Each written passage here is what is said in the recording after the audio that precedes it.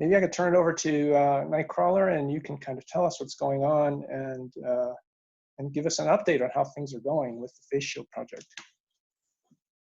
Hi, OG. Can you hear me okay? It's kind of hard in here with all the extra noise. We can hear you pretty well, Scott, I think. Okay, good. So I'll walk you around our lab. Well, Maria's getting numbers updated, and then she doesn't have any earbuds today, so she's going to jump out in the hallway, and I can let her give you a little bit more of a rundown. But while that's happening, while Maria's getting ready, I'll give you a rundown of what's happening. There's Maria. She's heading out to the hallway. So this is our board. This is how we're keeping track of everything that's going on. This is our daily production. We've seen to settled about 235-ish a day. That's how many we're printing here at the lab. These are our donation numbers for what we've done. Let me see here. There we go. People can go to our website and they can order materials. And we ask them for what's the minimum you need, what's the maximum you would take. So that gives you an idea of the kind of numbers we're looking at for people that have ordered face masks through our website. And then we're using sort of a standard Scrum technique. We use Scrum to manage our robot. And so this is how we're keeping track of all of our orders. I'll back up here so you can actually see the whole board. And that's how we're managing our orders. And then we have 3D printers from 4 different schools.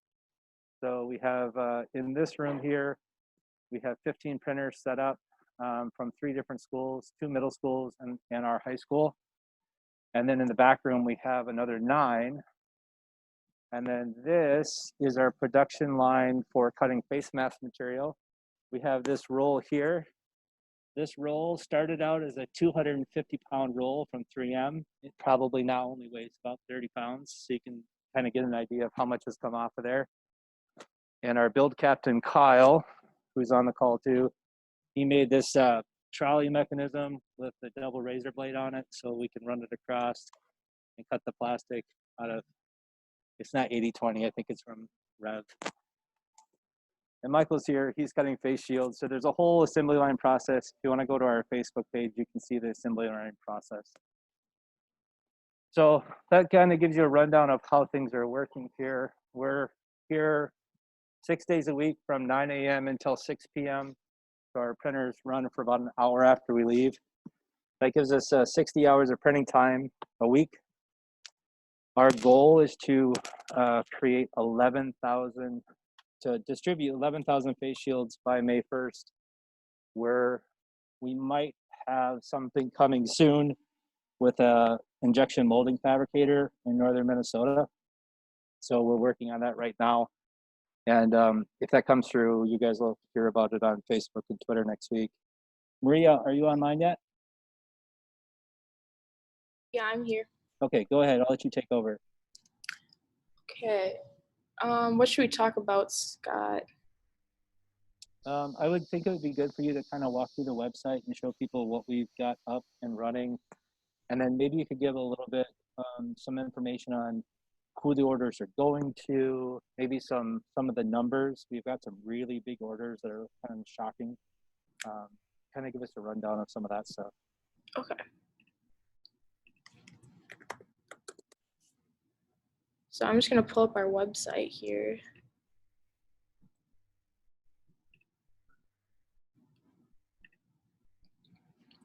Okay, can everyone see the website? So we have a new landing page on our website, team2052.com. And at the very top here, we have our big Turning Up to 11,000 initiative. So if you go to more info, this is just basically what we're trying to do with other robotics teams right now. We know a lot of other robotics teams are doing the 3D printing project for these face shields, and we want to work with as many people as possible. We know a lot of people don't have the plastic for the top of the shields, the front of the shields. But we have a large supply, like Scott said, with those 3M rolls, and we want to share them with everyone so we can produce more shields. So yeah, you can basically check out this page. It talks about how you can help us with the printing and how we can supply you with these shield parts if you need them. We're also receiving shields that other teams have printed to hand out to our orders as they come in. So if you don't have anywhere to bring the shields that you are printing, you can also bring them to us. I'll hop in, Maria, and I'll add to that. So far we have sent out 2,300 of the clear face shield plastic to teams. We sent 500 to a team in St. Louis who asked for parts. We sent another 500 to an FLL team in Oregon. Blue Twilight came over and got some. No Mythic has come over. Green Machine has been sending us visors that we've been putting shields on and sending out. There's St. Thomas Academy, which is a boys' school in the Southwest Metro, which is, I think, the sibling school to the Robettes High School. We've been working with them. They've been sending us a ton of visors that we've been distributing to our huge backlog that we've got. I'm probably missing, cards. Cards came over and picked up some stuff, 150 face shields yesterday. There's probably a few more that I'm missing. But if your team is looking to collaborate with us, we have a huge backlog of 6,000 orders that we need to fill. And so if you have people to distribute to, fantastic. If you want to make stuff but you don't know who to give it to, we can help you out with that. Scott, and Claire, can you give us a sense of the scope of these orders? Where are they going to? Who's really looking for these shields? And can you give us a sense of that? Yeah, so we've had a lot of things here on the website. We still have, can you see the website still? Yes. Yeah, sorry. Okay, so who we've donated to here, there's a lot of local Twin Cities hospitals that are requesting them. They're most of our large orders right now. And we've also had a lot of sheriff's departments come through, like Hennepin County, Ramsey County. We also had Brooklyn Park. And other than that, there's a lot of dental offices asking for them because they're not listed as like high priority to get the PPE. So we're one of the only ways they can get them right now. Does that answer the question? One of the biggest ones that we've had came through, I think, on Tuesday this week, and it was for a request for 2,000 face shields. And so I contacted that person and I said, hey, I want to make sure you're asking for that thing. It was for elderly care, senior facilities. And I said, you're not looking for the cloth masks, right? These are actually hard face shields. And he said, no, I know exactly what I'm asking for. We have 75,000 seniors in Minnesota in our facilities across the state, and we can't find anything. So anything you can send us would be appreciated. So we have his first order of 500 out of those 2,000 ready to go today. Actually, through the donation that Green Machine gave us and through St. Thomas Academy's contributions they made, and the 200 and some that we can print every day, we were able to fill his order in one day. So we got his first 500 to him within 3 days of his order coming in. And hopefully he'll come pick those up today.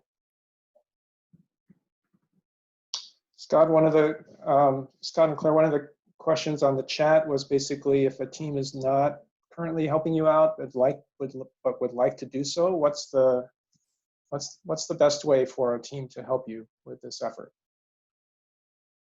Maria, you've got the website up. Can you just show them the link? Yeah, so the best way to help us, if you go to the main page of the website, I was showing earlier, we have this Let's Work Together area. Just talking about like how you can help us. First of all, if you're printing any shields and you don't know how to distribute them, you can email us. We have a new email, covid19@team2052.com, and we will either connect you with our orders that are coming in, or we'll give you a time to come drop them off for us and we'll distribute them ourselves. Also, if you're printing and you do have people that you can give them to, but you don't have the shield plastic, you can email us at the same email and ask for some shield plastic, and we can give that to you too. No Mythic is one of those teams that the Hennepin County Sheriff's Office, their corrections people, the people that are managing the jail, they requested 400 face shields. We got them 100 right away, but we have 300 left to go, and No Mythic is taking over that order. So we're contacting them with the people at Hennepin County Sheriff's Department, And then No Mythic is going to help deliver the rest of those 300 shields to their corrections facilities. And if you're not printing anything at all yet, but you want to jump into this whole thing and you want to start helping, we also have all of the links here to download the shield designs. You'll have to kind of play with them a bit to get them to fit your printer and exactly work right for you. But we have all those shield designs. We're using this design by Stratasys right now. And we also have file for laser cutting the plastic if you have that. Perfect. Great. So I know there are others on the, okay, so here's another question for you. Are you able to get all the raw materials needed to fill orders? And if not, are you taking donations? We aren't seeking any cash donations. We decided that we were going to use our $5,000 CHAMPS fee.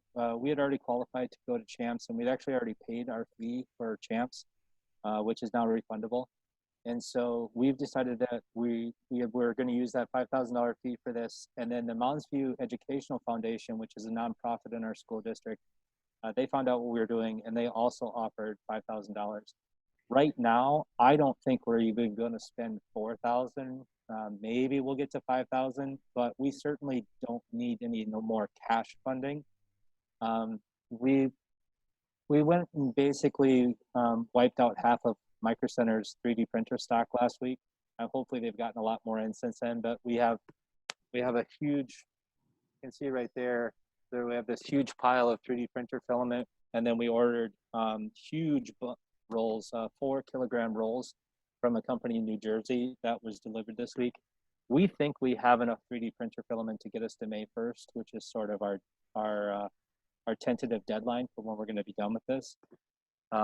We hope that most of the industry in Minnesota will be retooled by May 1st, and they'll have their manufacturing of PPP up and running by the end of the month. And there won't be as much of a need for us. We're going to reevaluate that at the end of the month. So we think we have enough 3D printer filament. We now have enough shield plastic to cut what was initially 11,000. We actually might have enough now with a roll that we got from St. Thomas Academy to cut as many as 13,000 face shield coverings. And I just talked to one of our mentors who worked at 3M this morning. She thinks she can get us another of those 250-pound rolls, which would cut another 5,000 face shield plastic. So we seem to be good on everything.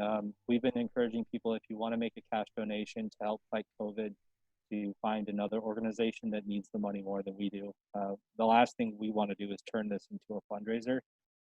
We do not want to make this pandemic into a fundraiser, so we've been encouraging other people to donate their money to the food shelves or places that need it more. I think before we wrap up, I want to then turn it over to Emilio and Michael, because I think this whole issue of coordinating and working together, not only to help 2052, but all the other teams that are kind of helping with this project. I think Emilio and Michael have put together a Slack workspace that might be helpful. So I'll turn it over to both Emilio and Michael. Yeah, hi. Thanks, Yoji. I'm Emilio. I'm an alumni of 2491, and I have been hearing about all these projects going on. So Michael and I are working to set up a workspace to help coordinate. I'll let Michael introduce himself, and then I'll tell you a little bit about it. Hello, I'm Michael from 2491. So let me jump in here and share my screen. I'll show you a little bit about what we've set up here. Great, can you all see this? Yes. Yeah, so we set up this Slack workspace here called Minnesota Fighting COVID. And our goal here is to create a space where people can come ask for resources or get help or provide help to others, since there's a bunch of different projects going on right now. So there's just a set of channels here. I'll put an invite link in chat shortly. And we have some general stuff. You can get help from other people for your logistics, for getting your 3D printer stuff. We're keeping a channel of all the cool news stories that are running on this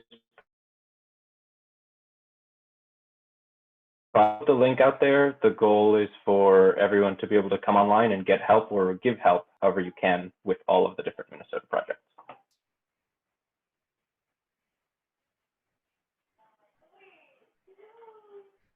Michael, did you want to add anything?